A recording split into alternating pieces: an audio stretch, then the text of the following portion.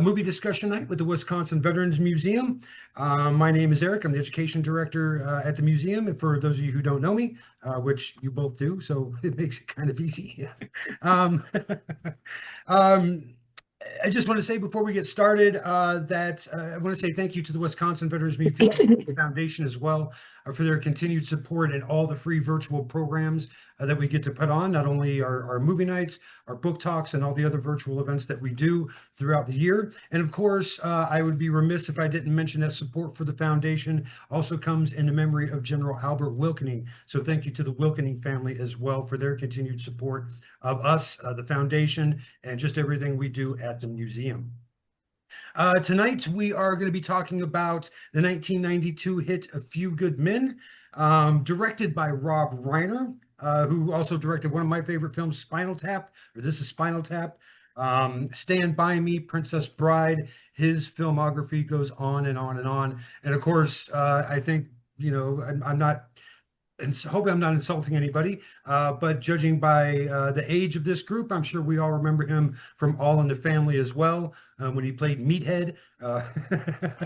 But yeah, Rob Reiner. Cinematography for A Few Good Men was done by Robert Richardson, one of my favorite cinematographers. Although you may notice that in the questions this time, I didn't include anything about filmmaking. And I'll talk a little bit about that later on. But Robert Richardson, Platoon, Born on the 4th of July, and Glorious Bastards. We've all seen that or talked about that in our discussion nights. And just like Rob Reiner, his filmography list goes on and on and on. Academy Award winning cinematographer, American Cinematography Association. Just fantastic, fantastic work he does. Film stars, who doesn't it star, right? Tom Cruise, Jack Nicholson, Demi Moore, Kevin Bacon, J.T. Walsh, Kiefer Sutherland, and Kevin Pollak, who's one of my favorite actors. He kind of flies under the radar in a lot of roles, but I really like all the roles he picks up. He selects them nicely, as he did with this one here. Principal photography from this film began on October 21st, 1991, wrapped up in April of 1992. It was primarily shot in Southern California, believe it or not. I love, doing all the research for these movies, and they're supposed to be set in these different locales. And, lo and behold, most of them are shot right in the Hollywood area. Culver Studios is where most of the film was shot at. Some films at Crystal Cove State Park. One scene in particular was filmed in DC, and that was at the Arlington Memorial Bridge. But other than that, it was primarily shot in Southern California. It was produced by Castle Rock Entertainment, distributed by Columbia Pictures. It had a initial budget. My numbers came in between 33 and 40 million, which is a nice chunk of change, but it brought in way more than that. Box office receipts came to almost 245 million. So they definitely made a good return on their investment for this film. It did receive 4 Oscar nominations, but it did not win any Oscars. It was nominated for Best Picture, Best Supporting Actor in Jack Nicholson, Best Editing and Best Sound, but it did win the Best Picture Award for the MTV Movie Awards and for the People's Choice Award. So, and then there was a bunch of other awards that it won too, from smaller film, I want to say contest, but contest isn't the right word, but you get the point. Competitions. Yeah, but they're not even Festivals? Festivals, yes, thank you. That's the word I'm looking for. Chris, I can always count on you. So what do you guys think? I'll start on the back end this time. And Steve, you're at the end of my feed here. What did you think of the film? Oh gosh. I honestly don't think I've seen it since it came out in the theaters. But yeah, I mean it's a pretty good movie. Having siblings in the military, I know that it's not 100% accurate to military life, but no military movie really is. So as my brothers talks about every one of those movies, every one of these people would be busted so many times. Chris, how about you? What'd you think? I really liked it. I don't know if I'd put it in my top 10, but it is a movie that I like watching periodically. I don't think that there's hardly more of an iconic courtroom scene than Jack Nicholson's cross-examination. I mean, it's just spectacular. Um, I had forgotten that Christopher Guest was one of the actors. I was And as soon as I saw that, I thought, oh my God, Nigel Tufnell from Spinal Tap. And I was waiting for him to crank it up to 11, but it just didn't quite happen. But it's a spectacular cast. It's a spectacular script, directing. I mean, there's very little about the film other than, as Steve said, it's not totally accurate about military life. There were some scenes that one of the opening scenes where where they had the drill team going through its paces. When I lived in Washington, D.C., I'd often go down to the Marine barracks down near the Needle Station. And on Friday nights, they would have a parade, and they would do stuff like that with the drill team. It was really, really very impressive. So it was very reminiscent, brought back some great memories. But overall, I mean, I think it's a terrific movie, and I would recommend it to anybody that wanted to see a good military movie, a good legal movie, all the way around. Also, I learned that it was actually Aaron Sorkin based his script on an experience that his sister had regarding a similar incident, although the victim didn't die. right. And the victim, when he found out that Sorkin wrote the stage play, this was originally a stage play that he wrote, and just a little backstory to that because I find it kind of amusing. I think it was Les Mis. When he was starting early in his career, he was working he was a bartender at a theater that was producing Les Mis. And he said that before the show, everybody was at the bar. He was really busy. At intermission, he was really busy, but during the first act, he wasn't busy at all. And so he wrote the script for the stage play on bar napkins as during the first act when he had all this time to himself. He was sued by the original Marine who this was based on. He caught wind of it. He said, "This story sounds really familiar. It sounds just like my story that I got busted for," which he actually even didn't get busted. And so they sued him. Gosh, I can't remember if they won. I don't think they won the case at all. I think Sorkin walked away with the rights and everything. But sadly, that Marine, a couple years later, was found riddled with bullets in a state park, and his death is still unsolved to this day. Government conspiracy? No, I'm just kidding. But still, it's kind of an interesting backstory, I thought, to what Sorkin did. And then, of course, once all the movie studios started hearing about it and the play started doing well, they wanted to pick up the copyrights. Sally, how are you tonight? You're muted. Sorry, Sally.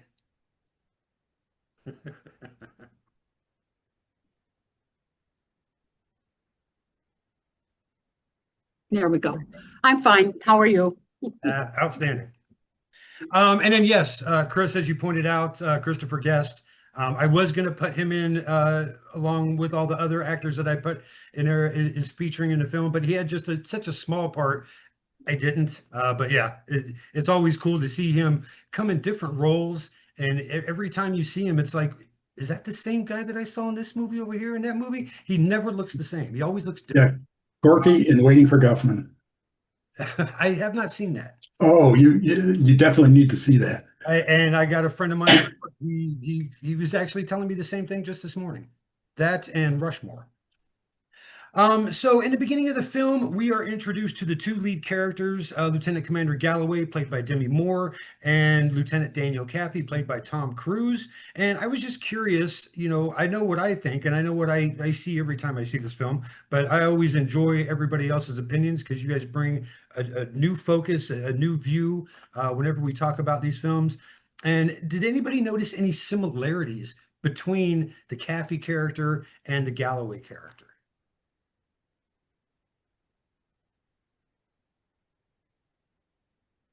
I'll take that. I had real trouble seeing any. Yeah, I mean, I thought that they looked like oil and water to me. And that's what I always thought too. But like I said, you guys are always so on top of it, and you guys always bring different perspectives and different views. I just wanted to throw that out there to see if you were looking at something differently than I was.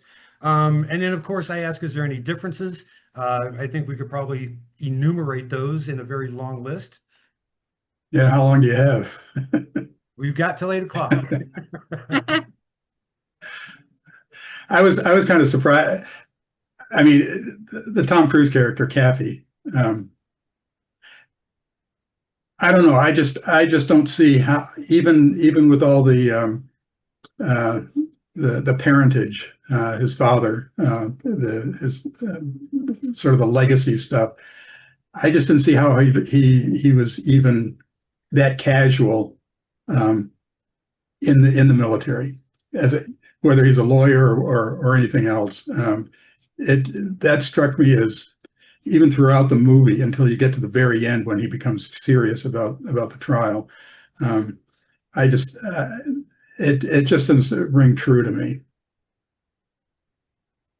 Anybody else want to pick that up? No. Sally's like, nope.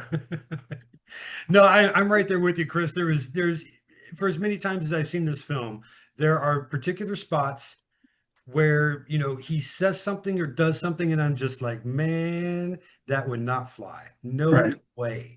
And even just in the regular world, the way he talks to the judge sometimes. That's like, I'm no lawyer. I've never even been in a courtroom, but I know you don't talk to judges that way. You don't just say, yeah.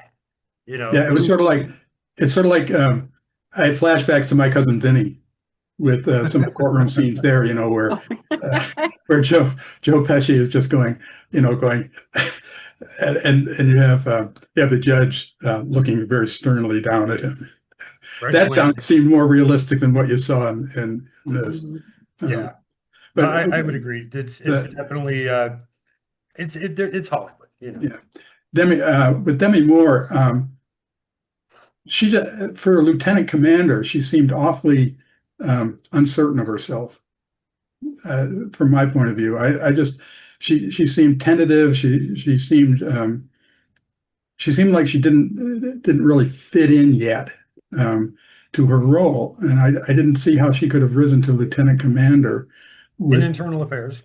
Especially in internal affairs, maybe with the kind of almost self-doubt that she seemed to have.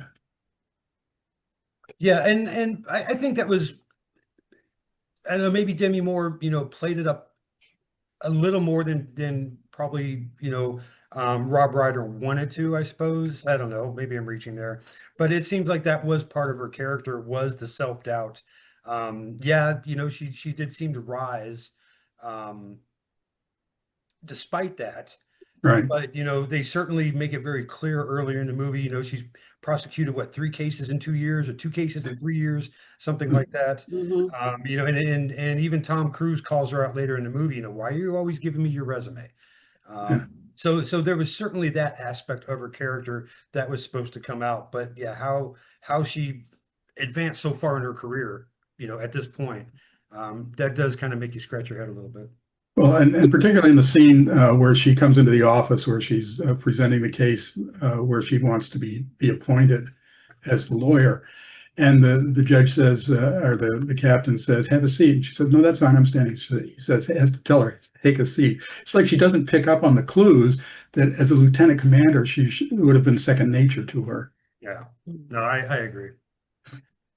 Sorry, the only thing the only thing I could think of is that it seemed like she was an investigator. So, on her own, she might have been very good, in her cubicle, getting all of her work done. And, cranking through cases as like crazy. So that was the one part to me that it seemed like that was the explanation. But yeah, everything else everything else is there too. She wasn't a great courtroom lawyer, that's for certain. Yeah, and I think that it kind of highlights what in the legal profession is often regarded to. You have your office lawyers and you have your courtroom lawyers, Mm. And she was more of an The office people who lawyer. do the research, the people who, look up, oh, this, case and back in 30 years Yeah. ago using this and this, and then the ones who Yeah. actually go out. Yeah. I mean, the office lawyers are often, like corporate, they're doing mergers and acquisitions, stuff like that. But the trial lawyers, they often don't give a damn about legal research. That's what they got a staff for. Yeah. We kind of touched on this, Chris, when you were talking about her being in the office initially, trying to get this case assigned to her. Why do you think she was so eager to jump on something like this?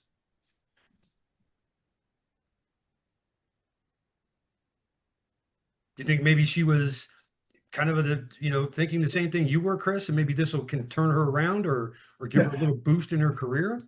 Yeah, I thought that it was sort of like a career thing for her. I think she knew somehow that just being internal affairs was not going to advance her career, and that she needed some kind of real courtroom experience as a JAG to burnish her resume. Anybody else got some thoughts on that?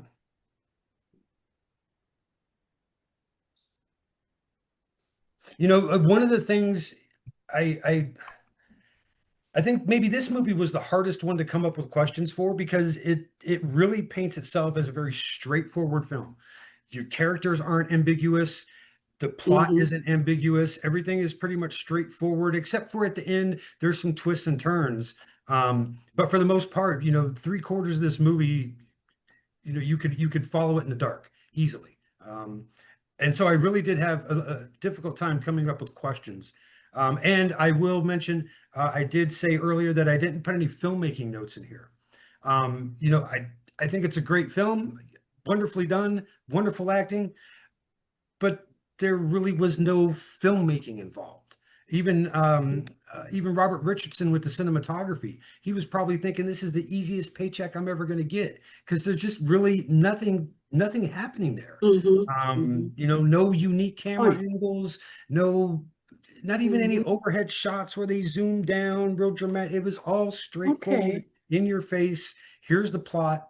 So if my questions seem a little easy to answer this time, or maybe a little generic, I really had a difficult time putting this together. That's usually not the case with the films, and especially with the ones that I really like. I can dig and pick and everything else, but I just wasn't able to do that with this one.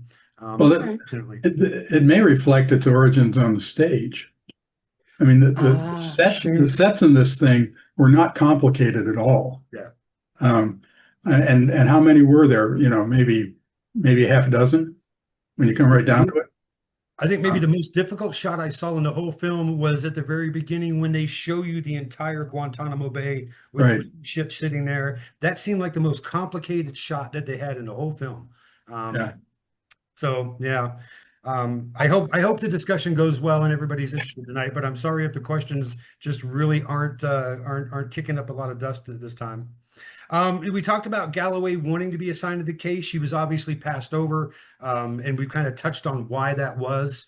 But what about Kaffee? Why do you think that he has this MO of just being able to plea bargain cases?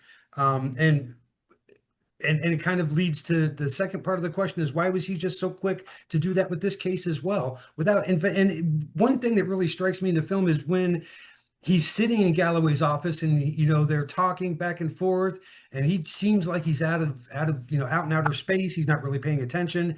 And then all of a sudden he gets serious. He focuses, he goes 12 years, just like that. And Galloway says that you have to do better than that. You haven't even seen a witness or seen anything of the case, and you've already predetermined what's going to happen and what you're going to plea bargain for.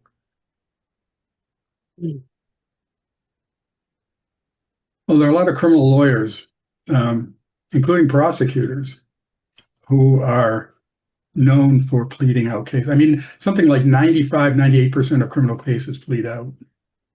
They just do. And I'm not sure it's any different in the military. So Probably Kaffee, pardon? Probably not any different. So Kathy, in his experience, I mean, what do they say? He's pleaded out something like 40 cases in 9 months or something like that. Yeah. For a guy who's known to plead cases out, and the prosecutor has a lot of leeway in terms of accepting or rejecting pleas. He probably had a sense. Okay, I've been given the basics by a fellow prosecuting attorney, more or less. Based on my experience, I could get 12 years. That's what I'm willing to bargain for. So I mean, I'll be the first to say, and very proudly, I have no experience whatsoever Yeah. with court cases, being Yeah. in court, anything like that. But So I'm not. yeah, I don't know why. I mean, I know it's easy to go for a plea bargain, but it doesn't seem to be in the defendant's best interest. Yeah, it's having spent most of my career on the prosecution side. I made a mistake. Kathy was not in there as the prosecutor. He was in there as the defense attorney. But as a defense attorney, you recognize patterns, and as well as you would as a prosecutor. And what you realize is that on the prosecution side, you can't afford to take every case to trial. I mean, in fact, I think there's a movie or a book where a prosecutor decides, I'm going to gum up the system by refusing to a defense attorney by refusing to plead any of my clients and making them take every case to trial. It just gums up the whole system, and that's part of the problem with what we've got.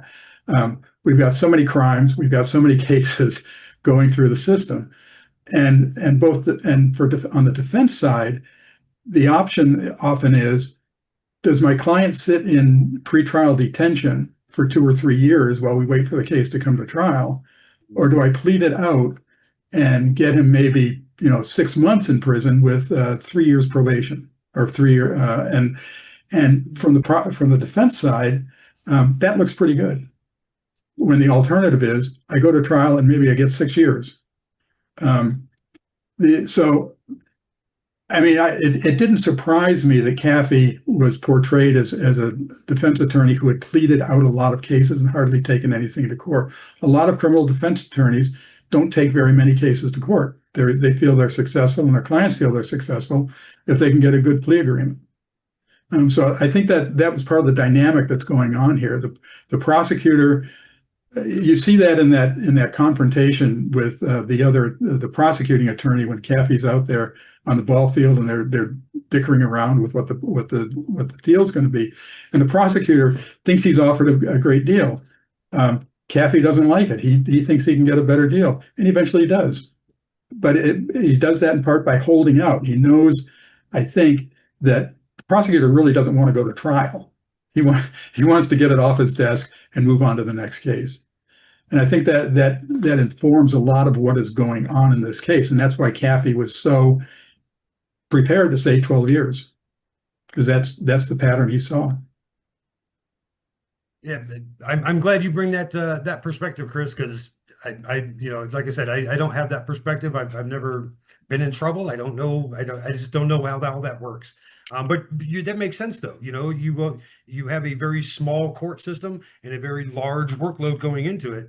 You're right. If you had to go to court for every single case, nothing would ever get done, I suppose.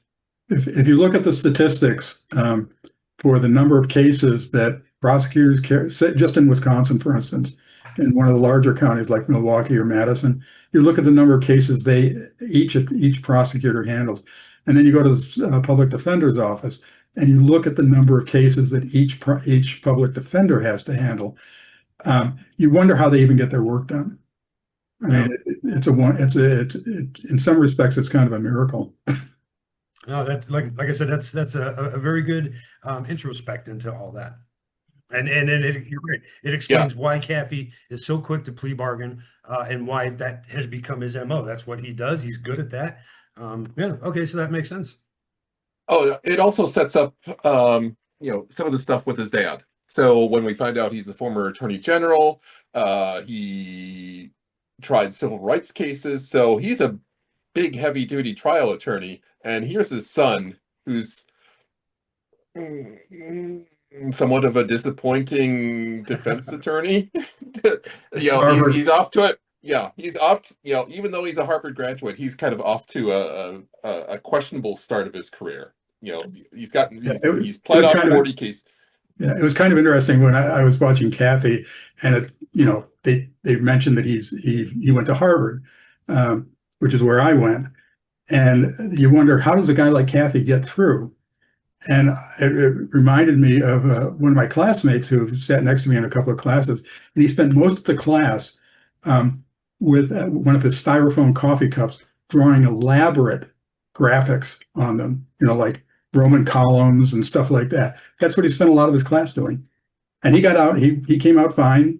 He was a bright guy, but it didn't surprise me that Kathy, despite the fact that he went to Harvard, would have been as casual about so much as he was throughout the movie. Well, I mean, he was charismatic, good looking guy, unfortunately, and sorry, Sally, but as a man, those two traits will get you far. Really will. No intelligence necessary sometimes. I'm sorry to say. So we've been introduced to the two main characters, and then we go all the way back to Guantanamo Bay, and we're starting to look at Marine Corps life in Windward Unit, and we start to see the backstory here of Private Santiago, and how he goes through his code red. But I'm curious, why does Private Santiago think that him telling INS about Dawson's fence line shooting, how does he think that that's going to get him transferred?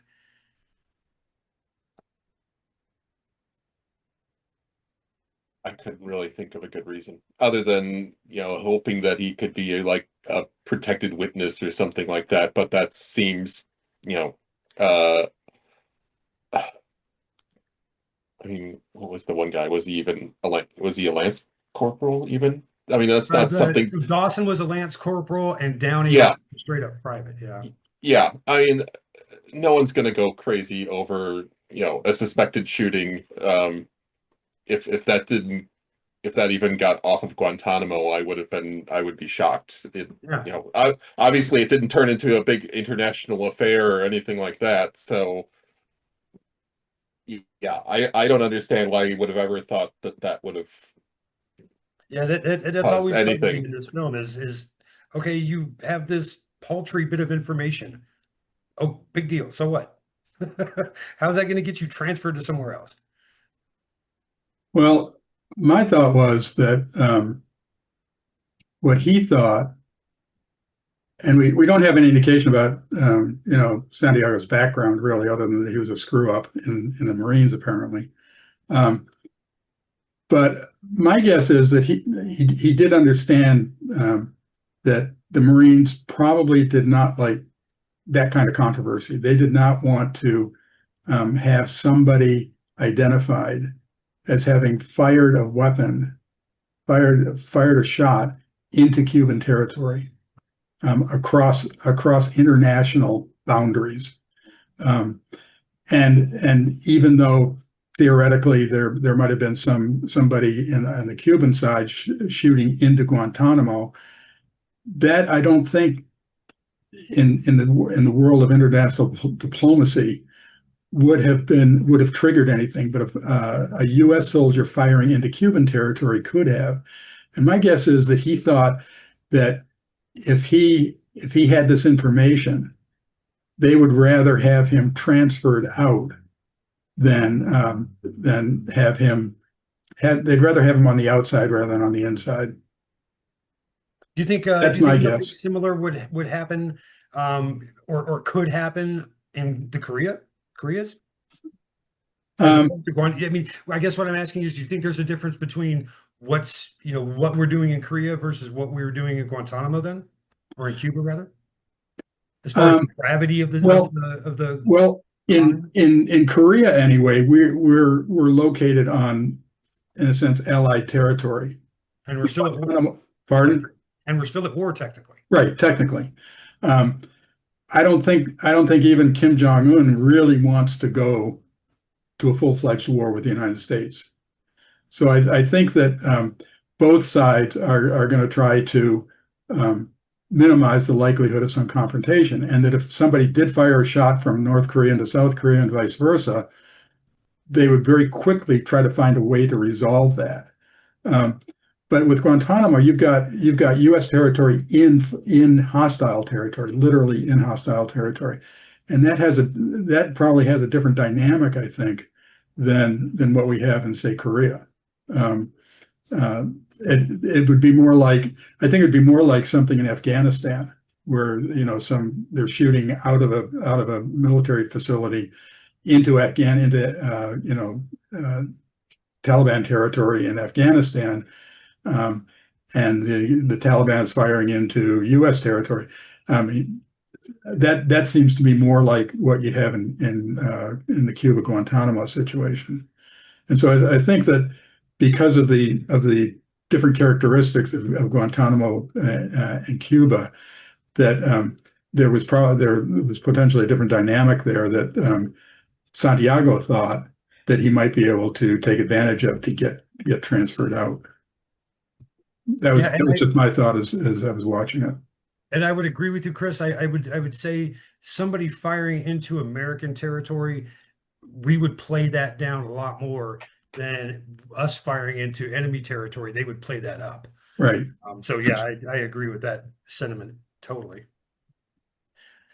And then so we finally get to the part of the film where, and I'm not saying that Tom Cruise and Demi Moore and all the actors that we met so far haven't been great characters, but we get to the really good meat of the movie. We get to Jack Nicholson and his Colonel Jessup character. Oh my goodness. And then also Lieutenant Colonel Markinson, played by J.T. Walsh, and Lieutenant Kendrick, played by Kiefer Sutherland. The triumvirate, that Marine triumvirate, that officer corps there, man, I just really think it makes the film.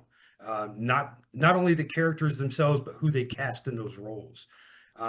So we finally meet these three. They're having a meeting in the office. Things are a little contentious, and it is decided that Santiago stays at Gitmo. He's not going to be transferred. Colonel Jessup says, we're going to train the lad. If he doesn't get 4.6 on his 4.6 on his next proficiency and conduct report, I'm going to hold you responsible, Lieutenant, and then I'm going to kill you, which I thought was I love that. But do you think that keeping him there at Guantanamo and not transferring him, do you think that, and I'm half-ass putting this in a real world situation, do you think that was the right decision? Or do you think that he should have been transferred, get him out of there, let's tamp this fire down and make sure that it doesn't spread?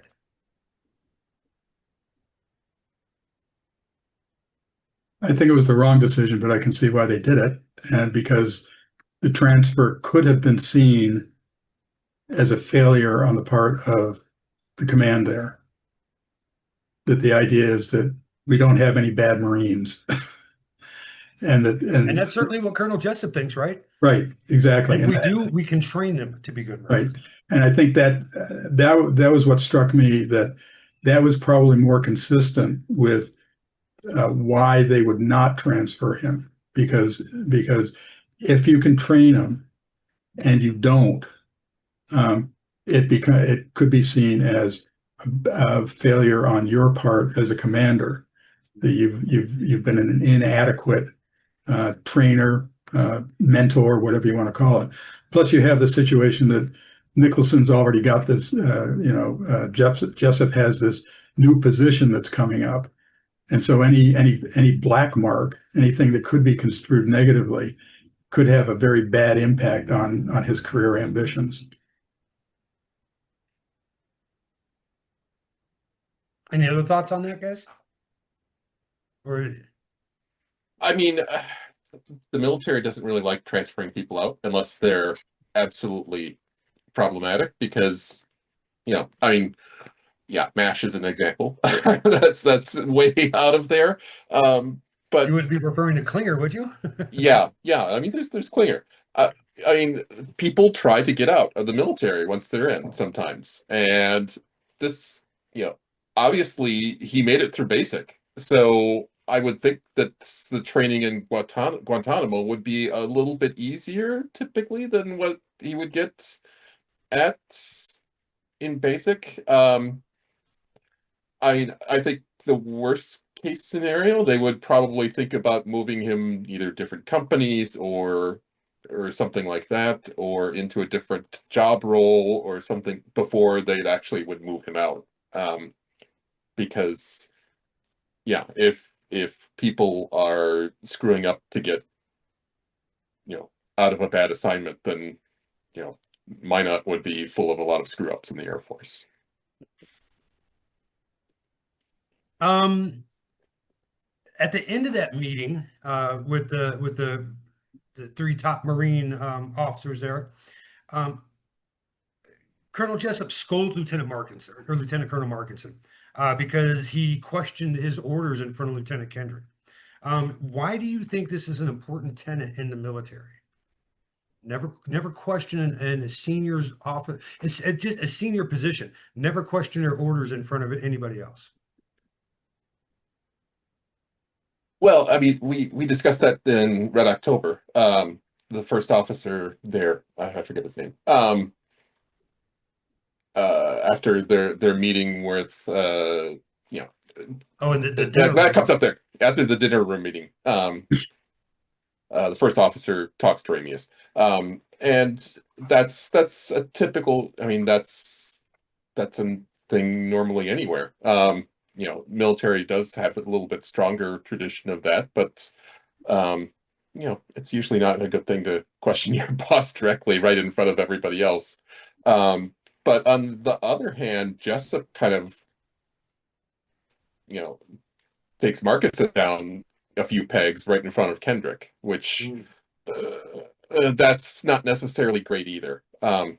If the XO is basically getting, if he's getting put down in front of a lieutenant, this is, I didn't know if he's first or second, but basically a platoon commander, that's not great either.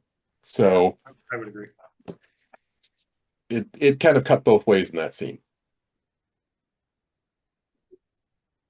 Yeah, I could just say, being in combat arms, you have to rely, you have to have faith in your officers. And when you only have a few seconds to react and you're told to do this, you do it. That's it.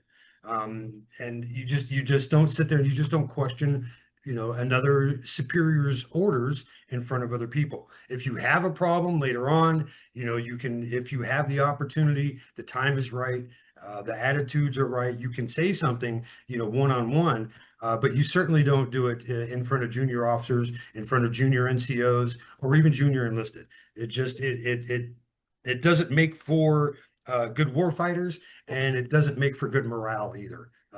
You start to see people questioning who's in charge, and then you start questioning who's in charge, even though if you don't know what's going on or not.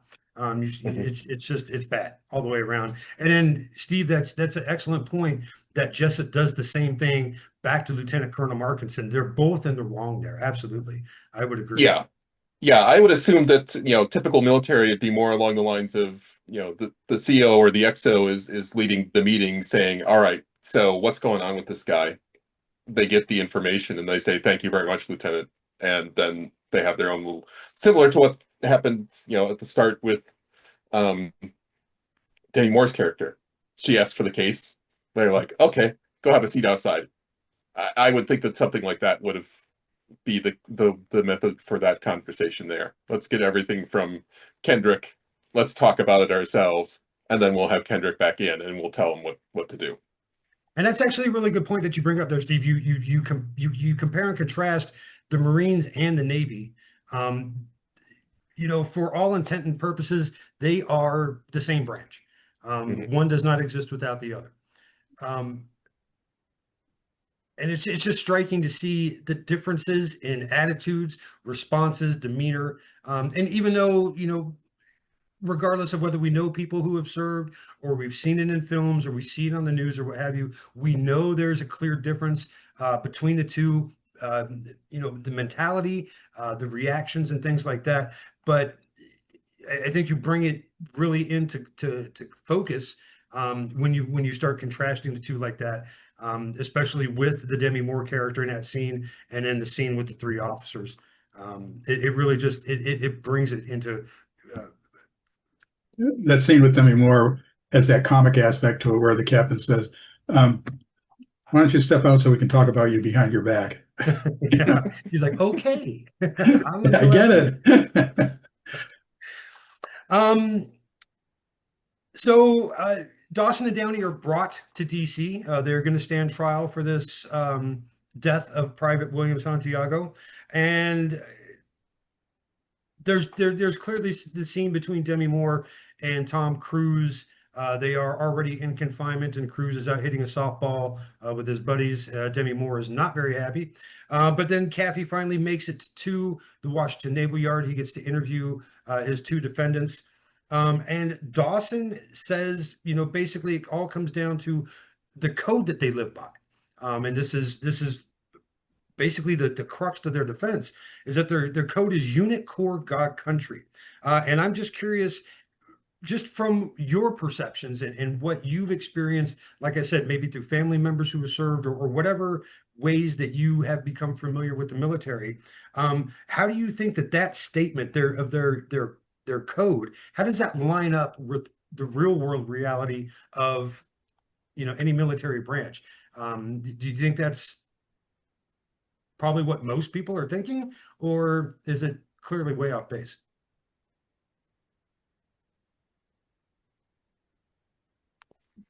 Well, it isn't the oath of enlistment, which starts out with swearing to defend the Constitution of the United States of America. Yeah, but he has country last. Yeah. His small unit, the larger Marine Corps, his lord up above, those come first. The Constitution, the country is last. Mm-hmm. Based on how my dad lived his life, and he never talked about the World War II experience, except when he's under anesthesia and he would hallucinate. But it seems to me protecting your guys mattered most, because the thing that haunted him his whole life was that his buddy got shot and he didn't. So he felt guilty that he should have protected his buddy. And it's like, but Dad, it's war. That's how it is. But he never got over that. So I'm thinking it might be true for some Marines. I'm not saying all. That's a very good point, Sally, because you're right. I've, working in the field that I do and being prior service, you do hear that a lot from veterans, especially, not especially, particularly the ones who have been in combat, who have lost, friends, or maybe even just people in the unit, not necessarily friends, but there is that kind of guilt complex. And so I could see why he would have unit first and even core as well. Anybody else want to? I think a lot has to do with at what level of abstraction you're talking about. I mean, if you're having a big parade out on the field, back at the Naval Yard or Fort Hood or wherever, you're going to hear the patriotic stuff about country and so on. I think that when you're in combat, it's going to be about the guy in the foxhole next to you, and that at Guantanamo, it's more like the foxhole than it is the parade field. Yeah. And you know what? And see, this is why I ask these sorts of questions. It seems so straightforward to me. I would have said no. Unit Core God Country, that is not how we operated when I was in. That seems so absurd to me. But Sally and Chris, the way you two just put it, I can totally, it makes me rethink everything that I've thought about my prior service. Maybe I was the odd one out in not thinking that way. And maybe everybody else was. I don't know. I thought for sure that was going to be an easy softball question. And no, it turned out to be very deep. Absolutely. Well, my dad was a Marine, and he thought that was the ultimate, above anything else was the Marine Corps. In his and that is another thing, Marines they're a different breed. And I don't mean that with any disrespect at all. No, but they are. They are some of the toughest war fighters that have ever existed. Rank them up with Spartans. but they do have a different mentality, especially Mhm. when it comes to the Corps itself. Yes. You are never, ever, ever an ex-Marine or a former Marine. You're always a Marine, whether you're serving or not. Those guys are hardcore about that. So that is another good point, Sally. Absolutely. Mhm. Um, there is definitely tension between Kathy and Dawson from the very get-go. Why do Mhm. you think this is? Why is there just such a wall between those two, even though they just met?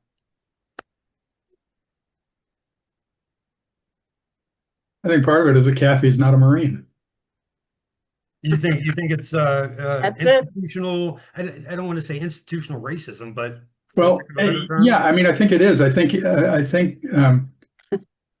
because Kathy doesn't have that warrior mentality That's it. that Dawson has.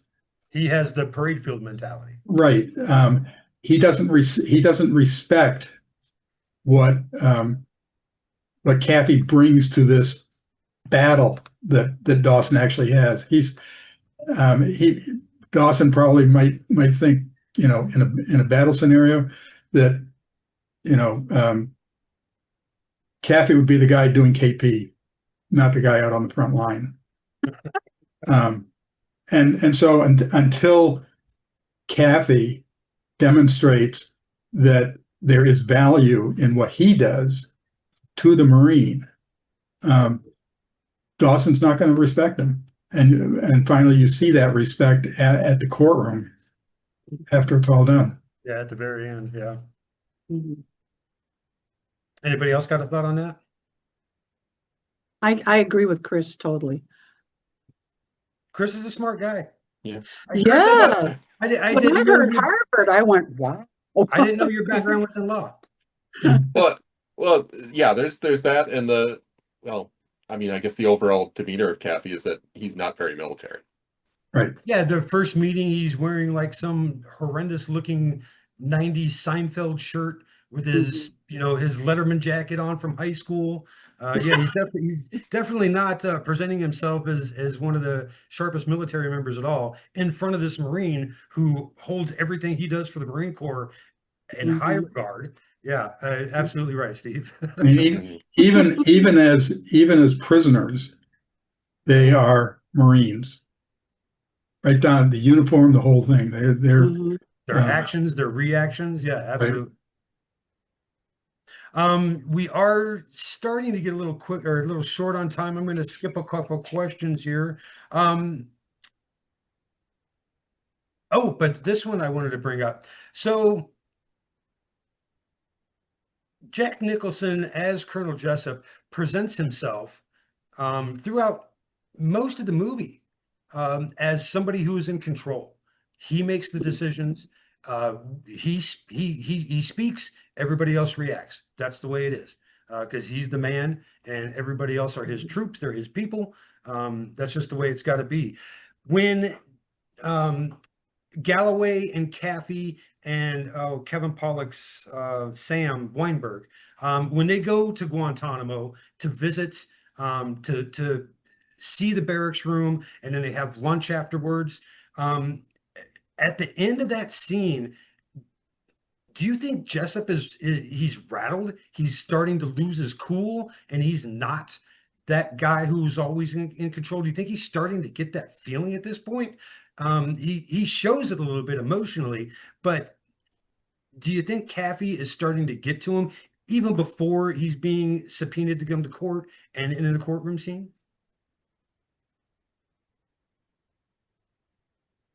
And especially with what we just talked about with Dawson, and the Marine values and their what they think of themselves and everybody else. Here's Kathy, kind of trying to put him in his place.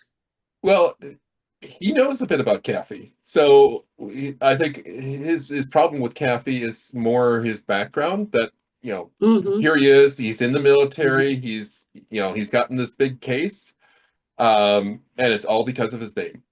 And Jessup at the Mhm. same time is this guy that he did go through the academy, but obviously he's worked his way up because like Mhm. you said, he went through with Markison, and he's a step ahead of Markison. and probably on the, you know, on the doorstep to a assignment in DC. It sounded like what National Security Council type of thing. Yeah. So that's probably, you know, if he stays in the service, then that's, you know, one step below, you know, that means he's going to be a general. Probably is the next step after that. So he's moving up, and here's this punk that's questioning him, this from Harvard, and he's there because of his name, and he's just using, you know, his time in the military to, you know, as his you know, oh, yep, I was in the military, I was in the JAGs, and, you know, next thing you know, he's going to be a congressman or senator or something like that. So that's my thought of how Jessup saw Kaffee. He didn't really have respect for the military. He was just there to check a box on his resume.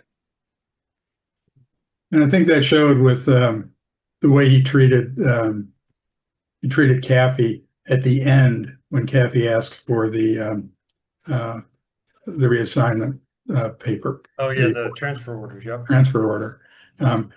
When they had that face down about asked for it nicely. Mhm. It's pretty clear. I mean, I think it's pretty clear that Jessup is asserting both his military authority, but also what he thinks is his moral authority. Yeah. Mm. Yeah, we haven't even talked about, you know, morals, but yeah, that's a good point, Chris. And I thought it was, you know, I think Nicholson played this role like to a T perfectly.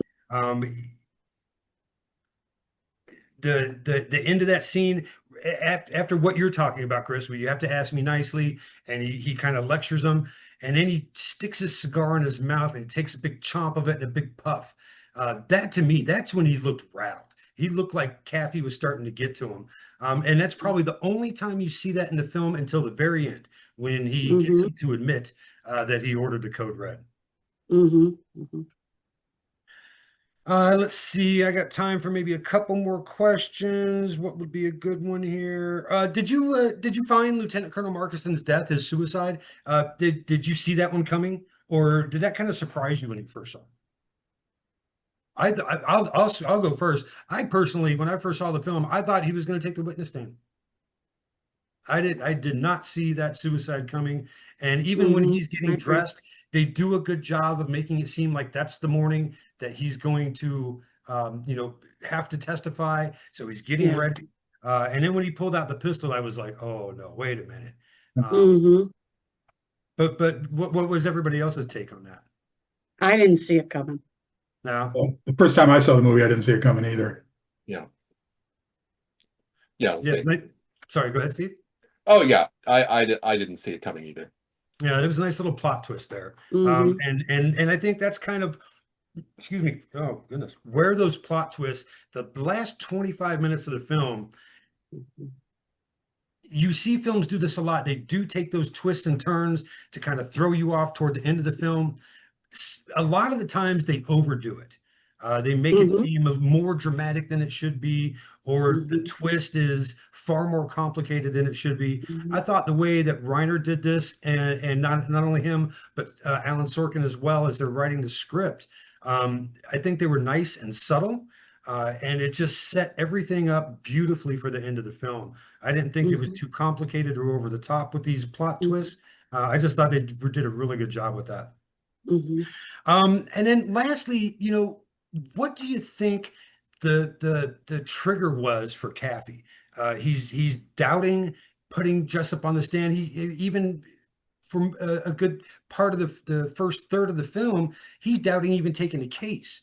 And then all of a sudden at the end of the film, he's putting Jessup on the stand and he thinks he can get him to say what he wants him to say. What do you think the trigger was for him that made him, you know, change his mind and decide to really take this risky move? I thought it was a combination of Demi Moore and Kevin Pollak, particularly Pollak, when I think he was the one who said, is comparing Kaffee to his father and whether his father would put Jessup on the stand. And as I recall, he said, Pollak said, I think Kathy asks him, well, what do you think he'd do? And Pollock says he would never put him on the stand, never in 1,000 years or something like that. And I think at that point, there was sort of that father-son legacy kind of thing that Mhm. he wanted to prove that he was a better lawyer than his father, and that was a significant trigger for him to decide to go after Jessup. Yeah, he even says at the end of that little back and forth between him and Tom Cruise, Kevin Pollak, he says, but here's the thing, your father isn't leading the defense on this. You are. So what are you going to do? Right. And I think he kind of shamed him a little bit right there. What are you going to do? Good point. We all know how the film ends. I didn't put anything about the courtroom stuff in here because God, that can be a whole nother meeting all by itself. But like Chris, like you said earlier, the courtroom scene has become one of the most famous and Mhm. recorded in Hollywood history as one of the best courtroom scenes to ever grace the screen or our Mhm. TVs or our phones or whatever we're watching it on. You're Right there absolutely. with Caine Mutiny. I'm sorry. Right there with Caine Mutiny. With with the strawberries. Yeah. Or was it? I think it was strawberries. Um, but yeah, I didn't put any questions about the end of the film because once again, aside from the plot twist at the end when Jessup, finally admits that yes, he did, but he still doesn't see anything wrong with his actions. But I just thought that was great. And yeah, it's just a really good film from start to finish. Like you said, Chris, very entertaining. Maybe not in my top 10, like you said as well. But it's something that if it's on and I've got the time, yeah, I'm sitting down and watching it, or at least some of it until something else comes along. Mhm. Oh, and then the last question, well, we kind of covered that. I asked, was there a particular actor in the film that didn't look or act like they were actually in the military? We have talked about Tom Cruise and his rank insubordination at some points. Certainly Demi Moore with Mhm. her lack of self-esteem, progressing as far as she did. I think the two Marines, Dawson and Downey, I think they were the most believable characters as far as Mhm. being in the military goes. Yeah. And I can't remember Dawson's name in real life, but he wasn't even an actor at this point. He was part of the location scouting crew. And for some Yeah. reason, he just happened to be seen by Rob Reiner, and Rob Reiner's like, hey, you want to try for this part? Wolfgang Bodison. Wolfgang Bode, what a name too, right? Yeah. How can you not be an actor with that name? How are you going to be a scout location crew member with Wolfgang Bodison? Man, that's God, I'm jealous of that name. Lastly, we'll go around and I always ask who was your favorite character or actor and why. Sally, you're at the far end of the Zoom screen up Okay. here, so I'll start with you. First, I was going to say Tom Cruise, but now I really think it's Jack Nicholson because even to this day, I haven't seen the movie in years. I can distinctly hear his voice. You can't handle the truth. It just resonates. It just resonates. It lives in my brain. So I would say Jack. All right, Steve. Oh, you're muted, buddy. Sorry. I mean, there's the obvious answers, but I kind of forgot how good a job Kevin Bacon does throughout the movie. Oh yeah. Oh, He sure. he's I mean he's a very diligent prosecutor, but at the end it's like, oh yeah, I got they got prosecuted for a few things. Excuse me, I gotta go arrest Kendrick. So he's always on point, and Mhm. hopefully, Chris, you were a pleasant litigator to the defense attorneys, and maybe he's overly so, but yeah, he seemed very to the point and very capable, and it was the case that he definitely, well, he did win because he did get some prosecutions out of it. So Chris. Um, I like Kevin Bacon. I mean, I agree with Steve. He pulls off that role really well. But I like Kevin Pollak. I thought he was sort of like a moral anchor in this whole movie. He's the one who's kind of back there, almost like a Greek chorus, kind of reminding crews about what it's all about and so on, in a way that none of the other characters really do. So I thought without him in there, a lot of the rest of the movie kind of falls apart or doesn't have the heft that it has otherwise. So I would put Kevin Pollak and then probably Kevin Bacon as second choice. And Kevin Pollak's character, you brought up his being the moral compass. He was also the honest one every time, even with himself. That the scene where Tom Cruise asks him if he thinks they're guilty and they should go to jail. He's like, I absolutely think I absolutely think they're innocent, and I absolutely think they should go to jail for the rest of their life. He's honest with himself, and that was kind of refreshing because everybody else had their own, I guess, agenda, their own narrow focus. But Kevin Pollak, you're right. He was more. He had a wide view of everything. And it was also kind of like, in a sense, in the finest tradition of a good defense lawyer. Even if you believe your client's guilty, you go to the mat for them. No, I'll take your word for that. I don't want to pick any character that everybody else has picked. I think everybody has fantastic choices, from Kevin Pollak, Kevin Bacon. I thought Kiefer Sutherland, even though his part wasn't huge, I thought he did a really good job as Lieutenant Kendrick. God, he was such a jerk. What was his? I can't remember his first name, but Tom Cruise is like, "May I call you by your first name?" And he's like, "No, you may not." and that I'm just like, oh, what a jerk he is. But at the same time, like Colonel Jessup says, I think he's a weasel, but he's an awfully good lieutenant. He's an awfully good officer. And I think, aside from the fact that, he maybe stepped across that legal boundary at some point, I also think that he probably would have been a good officer in the Marine Corps. He would have looked out for his troops. He would have been a good commander on the battlefield.